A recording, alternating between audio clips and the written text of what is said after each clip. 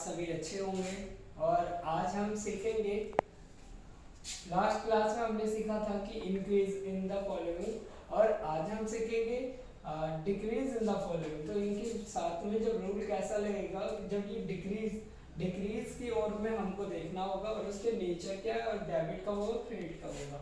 ठीक है, चलो अब देखते हैं। सबसे पहले हम लोग अपना फंडामेंटल रूल लगाते हैं, LIC और A और E। ओके, अच्छा तो मैंने बताया था कि अगर ये इंक्रीज होगा तो क्रेडिट होगा, तो डिक्रीज होगा तो ये क्या होगा बच्चा, डेबिट होगा। ओके, अच्छा ए और ई ये अगर इंक्रीज होता है तो क्या होता है, डेबिट होता है। तो डिक्रीज होगा तो ये क्या होगा, डिक्रीज होगा तो ये क्रेडिट होगा। ओके, यहाँ से समझ में आ गया। चलो अब आगे देखते हैं कि नेचर में पहला है कैश। तो कैश का नेचर कैसा होता है, कैश हमारे एसेट्स होते हैं और सबसे लिक्विड एसेट्स होते हैं ये हमारे। अगर आपसे आपके टीचर पूछ लें कि सबसे लिक्विड एसेट्स हमारी कौन सी है, तो वो हमारा कैश है। कैश, ओके, बिल्कुल। अच्छा अब कैश के अंदर हमारे लिए डिक्रीज होगा तो एसेट्स की बात करेंगे। एसेट्स अगर डिक्रीज होता है तो क्रेडिट होता है, तो हम क्रेडिट में टिक करेंगे। नेक्स्ट होता है हमारा कि बैंक ओवरड्राफ्ट क्या होते हैं। ओके, तो बैंक ओवरड्राफ्ट बेसिकली हमारी लायबिलिटी होती है। बैंक में जितना आपने डिपॉजिट कर रखा है उससे ज़्यादा आपने पैसा उससे निकाल लिया है, that is called bank overdraft. Okay, और इस केस में ये हमारी क्या हो जाती है, लायबिलिटी हो जाती है। ठीक है, और लायबिलिटी जब डिक्रीज होगी तो हमारा क्या होना चाहिए, डेबिट। तो हम लोग यहाँ पे डेबिट कर लेंगे।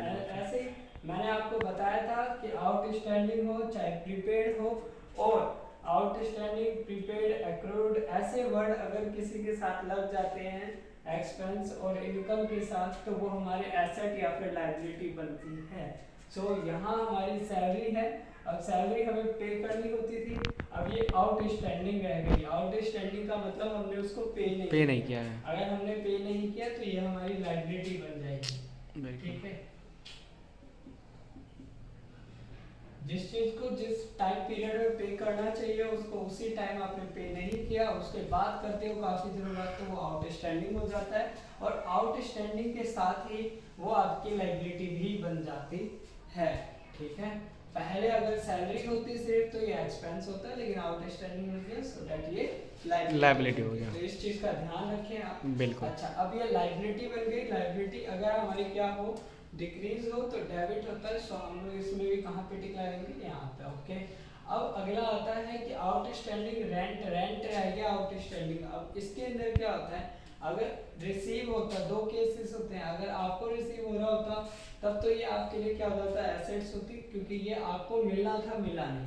अब यहाँ आउटस्टैंडिंग रेंट है, इसका मतलब मान के चलो, एज अ कंसीडर करो कि ये हमारे एक्सपेंस थे, और एक्सपेंस अगर ये आपके थे तो ये अब आउटस्टैंडिंग में बदल चुके हैं, मतलब ये फिर से एक बार लायबिलिटी बन गई। और अगर ये लायबिलिटी फिर से बन गई तो फिर से आपके डेबिट हो जाएंगे। अच्छा, प्रीपेड इंश्योरेंस का मतलब क्या होता है, प्रीपेड का मतलब जैसे आपने अपने फोन के अंदर प्रीपेड रिचार्ज, पोस्टपेड और प्रीपेड होता है। तो प्रीपेड का मतलब पहले से ही आपने पे कर रखा है और बाद में आपने फायदा उठाया।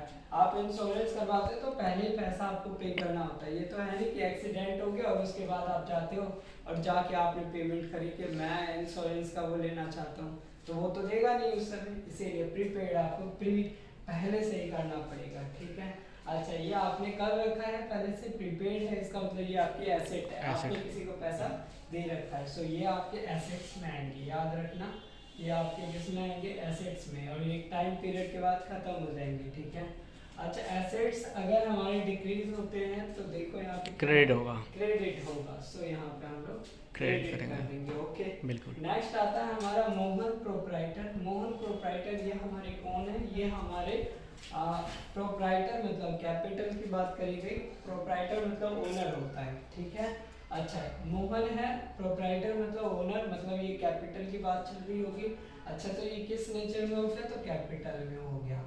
ठीक है, ये तो पता चल गया आपको कि ये कैपिटल में जाएगा। अच्छा अब ये क्वेश्चन आता है कि यहाँ पे डेबिट होगा या क्रेडिट होगा, that is the big question कि डेबिट हो या क्रेडिट हो। तो ये मैंने बताया था कि डिक्रीज के केस में लगाना है, तो देखेंगे हम डिक्रीज होते हुए, अगर ये बढ़े तो हमारे क्रेडिट होते थे, लेकिन यहाँ तो घटने की बात करिए ना, तो घटते बढ़ती है डेबिट साइड में। सो ये भी हमारे डेबिट साइड में। आई होप कि आपको समझ में आया होगा। ठीक है, अगर आपको इनमें से किसी में भी डाउट हो, नेचर में हो, चाहे डेबिट में हो, चाहे क्रेडिट में हो, आप उसका पॉइंट नंबर डालें और साथ में कमेंट कर दें कि जो हाँ ये कैसे करना है। ठीक है, आपके कमेंट से हम लोग आपके रिस्पॉन्स को वेरीफाई करके और आपको रिस्पॉन्स के बदले में फीडबैक मिल जाएगा, आपको उसका रिप्लाई मिलेगा। ठीक है, थैंक यू सो मच बच्चों।